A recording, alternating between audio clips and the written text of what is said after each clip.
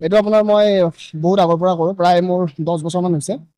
আপোনাৰ আগতো মই কৰিছোঁ, আপোনাৰ এতিয়া আজি কৰিলোঁ আকৌ।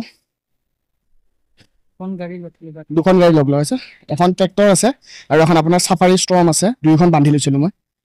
শৰীৰ চৰ্চাৰ ক্ষেত্ৰত মই আপোনাৰ পাৱাৰ লিফটিং কৰোঁ, আপোনাৰ MMA কৰোঁ, বক্সিং কৰোঁ, নাৰিকল আপোনাৰ মই হাতেৰে ভাঙি দিওঁ আপোনাৰ। এইটো আপোনাৰ মোৰ 10 বছৰৰ পৰা মই চৰ্চা কৰি আছোঁ আপোনাৰ। আৰু মই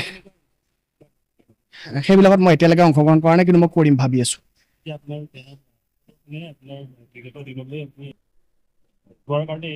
হয়, যাম নিশ্চয় যাম। মই আপোনাৰ আমাৰ অসমৰ নাম আপোনাৰ চব জেগাতে মই মানে হেৰি কৰিম আৰু আপোনাৰ উজ্বলাম।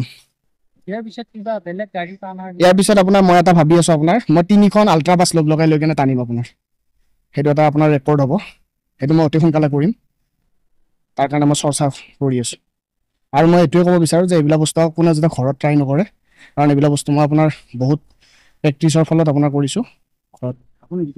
খাদ্য আপোনাৰ মই আপোনাৰ ভাত খাওঁ আৰু আপোনাৰ কণী আপোনাৰ মই ডেইলি 10ৰ পৰা 15টা খাওঁ, আৰু গাখীৰ খাওঁ মই 2.5 লিটাৰ।